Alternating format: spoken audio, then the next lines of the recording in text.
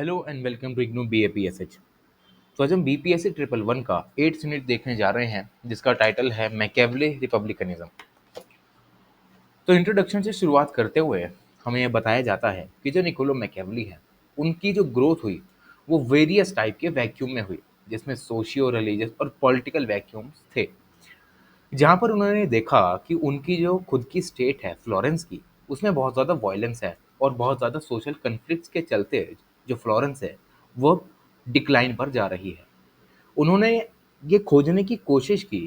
कि क्यों ऐसा हो रहा है, और अपनी किताब द प्रिंस में वो इन्हीं सब को एनालाइज करते हुए कुछ रीजंस देते हैं कि किस तरीके से जो स्टेट्स हैं वो एक टाइम पर तो राइज करती हैं, लेकिन कुछ फैक्टर्स ऐसे उनके पीछे काम करने लगते हैं जिसकी वजह से वो फॉल भी करने लगती हैं।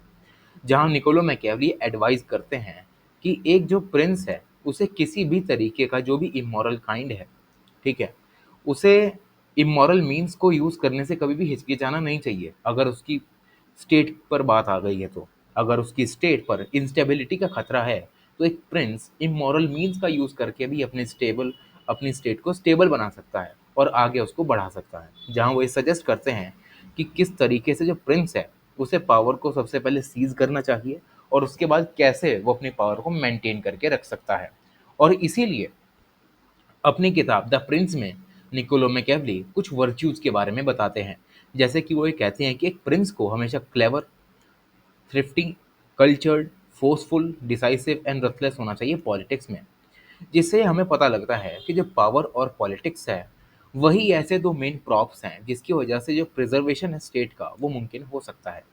और इसी पॉलिटिकल रियलिज्म और मैकेवली के प्रैग्मेटिज्म की वजह से मैकेवली इमोरल मीन्स को भी जस्टिफाई करते हुए में नजर आते हैं। उसके बाद अगर हम देखें the genesis of Republic states of Italy, तो हमें नजर आता है कि मिडेवल एरा के यूरोप में, अगर हम लेट मिडेवल एरा के यूरोप की बात करें, तो यहीं से ही हमें कुछ रिपब्लिक स्टेट्स के ट्रेसेस हमें मिलते हैं। जहाँ पर हम देखें तो सबसे पहली जो एंशियंट रिपब्लिक मानी जाती है वो मानी जाती है रोमन रिपब्लिक। और अगर हम रिपब्लिक वर्ड के बारे में देखें तो जिसका मतलब होता है रेस रिपब्लिका,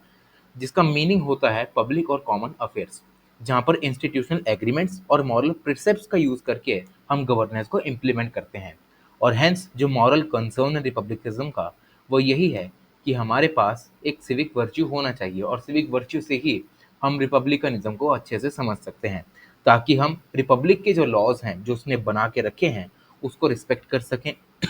और हर एक इंडिविजुअल अपने रिपब्लिक के लिए पेट्रियट बन सकें, ताकि हम आने वाली जो भी मिलिट्री इन्वेजन्स हैं या कोई भी टायरनी है या मॉरल लेवल का करप्शन ही क्यों ना हो, हम उनसे अपने रिपब्लिक को बचा सकें।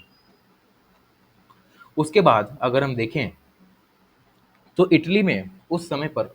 बहुत सारी सिटी स्टेट्स हुआ करती थी, और इटली ही सेंटर बना रेनेसांस का, जहाँ पर वाइब्रेंट और कल्चरल क्रिएटिविटी के जरिए नए नए आइडियाज आने लगे। लेकिन जो इटली थी वो रेनेसांस का सेंटर तो बनी, लेकिन अंदर ही अंदर वो पॉलिटिकली फ्रेगमेंटेड भी बनी, जहाँ पर सबसे ज़्यादा खतरा इसे बाहरी ताकतों से होने लग गया, जो कि उस समय के फ्रेंच, जर्मन और स्पेनिश इंपीरियल एम्बिशंस हुआ करते थे।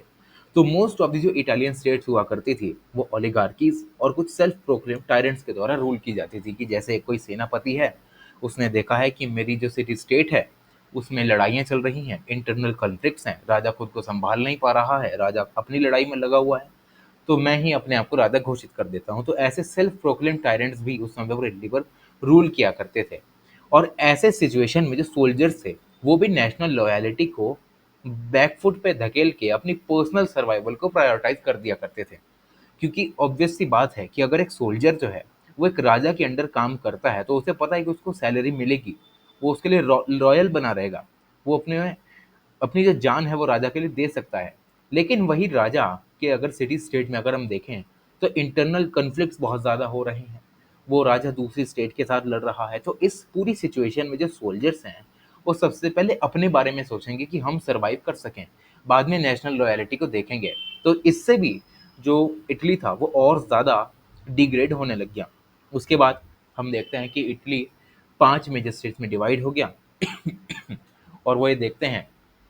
कि भले ही इटली में पॉलिटिकल इंस्टेबिलिटी ही क्यों ना हो, लेकिन रेनेसांस का टॉर्च बेरर इटली को माना जाता है। उसके बाद कुछ ऐसी इटालियन स्टेट्स भी निकल के आई जिन्होंने मोनार्कियल रूल को रेजिस्ट किया और ये कहा कि हम अब रिपब्लिकनिज्म की तरफ जाना चाहते हैं, जहाँ पर जो पावर थी इनिशियल टाइम पे देखें तो एक शॉर्ट टर्म ऑफिशियल्स के पास रहती थी जिसे हम पोदेस्ताज कहा करते थे, जो कि 1 या 1.5 साल के लिए रूल किया करते थे by the support from the executive council. Later on अगर हम आगे जाएं, टाइम में थोड़ा आगे बढ़ें, तो सिग्नोरी नाम के कुछ ऐसे ऑफिशियल्स आने लगे जिन्होंने पोदेस्तास नाम के ऑफिशियल्स को अब बाहर निकालना चालू कर दिया। और ये जो सिग्नोरी हुआ करते थे इनकी अथॉरिटी भी बड़े एक्सटेंट तक जाया करती थी, जहाँ पर जितना बड़ा इनका अथॉरियल हम कह सकते हैं कि अम्ब्रेला होगा उतनी ही ज़्यादा पावर पर चेक एंड बैलेंस होंगे। तो यही चीज़ अब इटली में होना शुरू हो गई। अगर हम फ्लोरेंस की बात करें तो फ्लोरेंस में भी कुछ रिपब्लिकन इंस्टीट्यूशंस आए जो कि मेडिसी के टाइम पे तो डिक्लाइन हो चुके थे, जिन्होंने चेक्स और पावर को जो बैलेंस था उसको बिल्कुल ही ख़त्म कर दिया था। लेकिन इवेंचुअली हम देखते हैं कि 1494 में फ्लोरेंस जो है उसमें दोबारा से एक रिपब्लिकन गवर्नमेंट आ जाती है, जिसके पास एक ग्रेट काउंसिल होती है, जिसमें जो सिटीजन्स हैं उनको ये परमिशन दी जाती है कि आप भी अब गवर्नेंस में पार्टिसिपेट कर सकते हैं और अपने ऑफिशियल्स को इलेक्ट कर सकते हैं। और ये जो पूरी रिपब्लिकन गवर्नमेंट होती है इसके कुछ लीडर्स होते हैं, जैसे कि Dominican monk, Girolamo Maria and Francis Matteo Savonarola. तो ये जो सारी जो 2-3 लोग हैं, यही यहाँ पर इस रिपब्लिकन गवर्नमेंट को जो कि फ्लोरेंस में चलती है उसको लीडरशिप के तौर पर यहाँ पर देखते हैं। लेकिन 1498 से 1512 तक जो ये दोनों डोमिनिकन मॉन्क होते हैं, ये रिपब्लिकन गवर्नमेंट तो चलाते हैं फ्लोरेंस में, लेकिन दोबारा से जो मेडिसी की फैमिली होती है वो 1513 में स्पेनिश मिलिट्री के सपोर्ट से दोबारा से यहाँ पर पावर में आ जाती है और इनको दोबारा से यहाँ पर धकेल दिया जाता है बाहर। और इसी समय पर जो निकोलो मैकेवली हैं वो अपने किताब डिस्कोर्सेज लिखते हैं, जहाँ पर वो ये कहते हैं कि किस तरीके से हमें हमेशा एक रिपब्लिकन गवर्नेंस को एडवोकेट करना चाहिए, उसका सपोर्ट करना चाहिए, क्योंकि यहाँ जो स्टेट है इसमें सिटीजन्स की भी भलाई होती है और पावर जो है वो भी अच्छे से मेंटेन रहती है। आगे बात करते हैं सिविक वर्च्यू एंड लिबर्टी पे।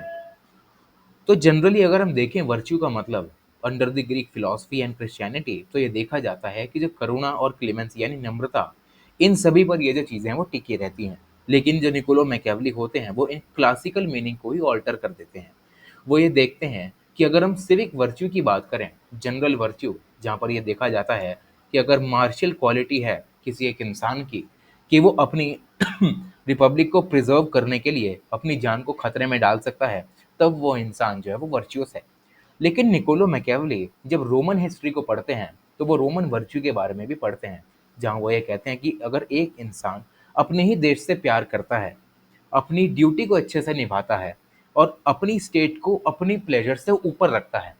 तो वो इंसान पब्लिकली देखें तो बहुत ज़्यादा वर्चुअस बन सकता है और इससे यहाँ पर हम स्टेट को अच्छे से स्टेबलाइज भी कर सकते हैं। और यही एक क्लासिक एग्जाम्पल बनता है सिविक वर्च्यूज़ का, जहाँ पर गुड गवर्नेंस के साथ साथ प्राइवेट इंटरेस्ट भी जो राजा के हैं वो भी फुलफिल हो जाते हैं। उसके बाद अगर हम देखें तो इन्हीं सब से हमें पता चलता है कि जो निकोलो मैकियावेली का जो वर्च्यू है वो बहुत ज़्यादा मैस्कुलाइन क्वालिटी का है। उसके बाद जैसे जैसे निकोलो मैकियावेली रोमन हिस्ट्री को पढ़ते हैं तो वो एक कंक्लूजन निकालते हैं कि हमेशा से सोसाइटी में दो क्लासेस एग्जिस्ट करती हैं। पहली क्लास होती है ग्रैंडी यानी जो एलीट होते हैं, दूसरी होती है पॉपुलरी यानी जो पीपल होते हैं। वो ये आइडेंटिफाई करते हैं कि ये जो सारी कास्ट हैं, सॉरी ये जो क्लासेस हैं, ये अपने अपने इंटरेस्ट और ड्राइव्स के हिसाब से काम करती हैं, अपने एक्शंस को ऐसे ही इम्प्लीमेंट करती हैं। एग्जाम्पल के रूप में देखें, जो एलीट क्लास होती है वो हमेशा ये देखती है कि किस तरीके से हम दूसरों के ऊपर गवर्न कर सकते हैं। वहीं अगर हम पॉपुलरी यानी नॉर्मल लोगों को देखें, वो ये देखते हैं कि हमेशा हमें शांति से रहना चाहिए। तो इस अदर सेंस में देखें रियल्म ऑफ पॉलिटिक्स में, तो हमें ये पता लगता है कि जो एलिट्स हैं वो हमेशा एम्बिशियस होते हैं और जो लोग हैं वो हमेशा कंजर्वेटिव यानी शांति पसंद लोग होते हैं। और अगर ऐसे लोग एक साथ रहेंगे तो इनको कभी भी हम रिकंसाइल करके नहीं रख सकते, पीसफुली को एग्जिस्टेंस इसका नहीं हो सकता। अगर जैसे आज के टाइम पर हम देखें तो इस लोकसभा में जिसमें हम आज एडमिनिस्ट्रेट किए जा रहे हैं, तो उसमें कैबिनेट में 77 मेंबर्स हैं और उन 77 मेंबर्स के पास कुछ मेजर मिनिस्ट्रीज होती हैं जो कि वो उनका कार्यभार संभालते हैं। तो इससे हम ये देख सकते हैं कि 140 करोड़ लोगों को वो 77 से 78 लोग रूल कर रहे हैं। तो वहीं अगर हम इस सिचुएशन में उनको डाल के देखें तो 77 से 78 लोग एम्बिशियस हैं, लेकिन वहीं आज के टाइम पे सारी इंडिया की पॉपुलेशन ये छोड़ दे कि ना ही मुझे सरकारी नौकरी चाहिए, ना ही मुझे पुलिस में जाना है, ना ही मुझे कोई और प्राइवेट नौकरी चाहिए। तो इससे जो लोग हैं वो कभी भी कोएग्जिस्ट नहीं कर सकते हैं, क्योंकि तब स्टेट ही नहीं चल पाएगी। तो निकोलो मैकियावेली यही कहते हैं कि अगर एलिट्स एम्बिशियस हैं और लोग कंजर्वेटिव हैं, वो कभी भी स्टेट स्टेबलाइज नहीं आ सकती। और इसको स्टेबलाइज करने के लिए हमारे पास राइट इंस्टीट्यूशनल सेटअप होना चाहिए, जिससे ये लोग लर्न करें या सीखें कि कैसे कोएग्जिस्ट करना है। उसके बाद अगर हम देखें तो अपनी हिस्ट्री ऑफ फ्लोरेंस में निकोलो मैकियावेली ये भी एनालाइज करते हैं कि कौन कौन से ऐसे सोशल कन्फ्लिक्ट हैं जिसकी वजह से जो सिटी स्टेट ऑफ फ्लोरेंस है उसमें वायलेंस आती है। जहाँ पर निकोलो मैकियावेली इस फैक्ट को एक्सेप्ट करते हैं कि कॉन्फ्लिक्ट एक सोसाइटी का परमानेंट और एक यूनिवर्सल फिनोमेना होता है। जहाँ पर वो कंक्लूड करते हुए कहते हैं कि एक हमेशा से नेचुरल क्लास वॉर चली आ रही है लोगों में और रूलिंग नोबिलिटी में, जो कि दो मेन कॉज होते हैं सोशल डिस्टर्बेंस के। पहला होता है इंटरनल कॉज, जहाँ पर इंस्टेबिलिटी की वजह से अगर स्टेट इंस्टेबल है तो हमेशा जो रिच लोग हैं वो तो यहाँ पर सर्वाइव कर सकते हैं, और वहीं जो पुअर लोग हैं उनको यहाँ पर सबसे ज़्यादा हेट्रेड झेलने को मिलती है। और इसी से जो रिच लोग हैं वो पुअर लोगों पर डोमिनेट करते हैं और आगे जाकर इनका शोषण करते हैं। तो ये हो गया एक कॉज। दूसरा होता है एंडेमिक कन्फ्लिक्ट, जहाँ पर अगर हम देखें तो इक्वल पार्टिसिपेशन ऑफ गवर्नेंस से यहाँ पर जो चीज़ें हैं वो सुलझ सकती हैं। लेकिन इस टाइम पर, जिस टाइम पर ये निकोलो मैकियावेली हिस्ट्री पढ़ रहे हैं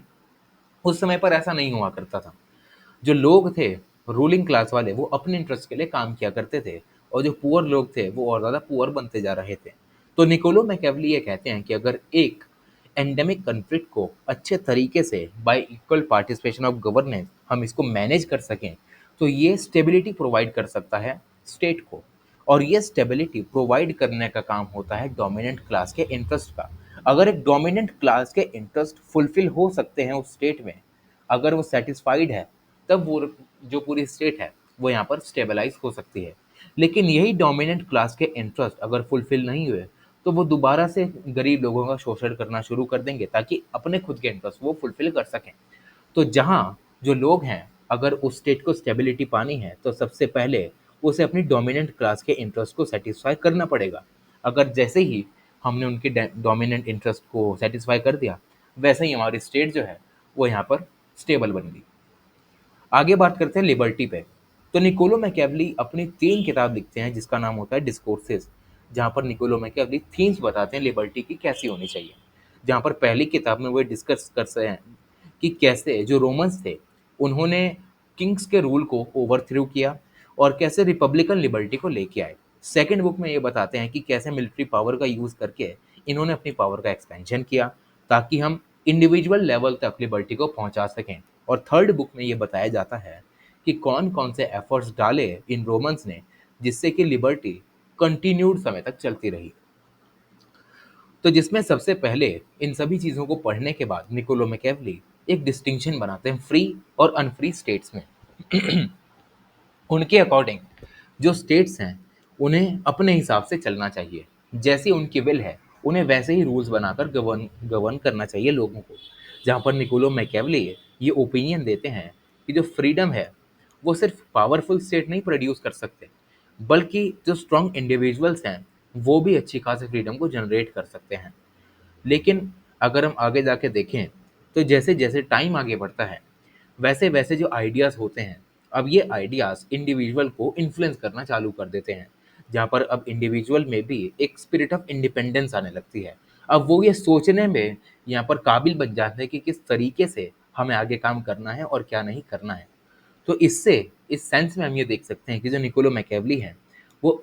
सिविल लिबर्टी को, या अगर हम कहें कि लिबर्टी को सेल्फ गवर्नेंस से भी जोड़कर देखते हैं, इंडिपेंडेंस से भी जोड़कर देखते हैं। वो ये कहते हैं कि अगर सिटीजन्स इंडिपेंडेंट हैं, उनके पास पॉलिटिकल राइट्स हैं, अगर वो इंटरनल और एक्सटर्नल इंटीग्रिटी ऑफ रिपब्लिक को प्रोटेक्ट कर सकते हैं और हमारे डिसीजन मेकिंग में पार्ट ले सकते हैं, तब वो स्टेट में हम ये कह सकते हैं कि लिबर्टी है। जहाँ पर लोगों के पास क्षमता है सोचने की, उनके ऊपर कोई दबाव नहीं डाल रहा है सोचने के लिए। तो ये जो सिनेरियो है वो हमें बताता है कि किस तरीके से निकोलो मैकियावेली लिबर्टी को डिफाइन करने का काम करते हैं। उसके बाद निकोलो मैकियावेली का ये बिलीफ रहता है कि जब जो लोग हैं उनके पास किसी भी तरीके का कोई डर नहीं होगा रूलर का, कि भाई जो राजा है वो कभी हमारे साथ ऐसा गलत नहीं करने वाला, उस केस में ही जो ग्लोरी ऑफ द सिटी है वो हम देख सकते हैं। इस सेंस में निकोलो मैकियावेली ये कहते हैं कि जब एक स्टेट सॉवरन बनती है, बिना किसी एक्सटर्नल फोर्सेस के वो अपने फैसले लेती है, तब वहाँ के जो लोग हैं वो पावरफुल और स्ट्रेंथन महसूस करते हैं। वो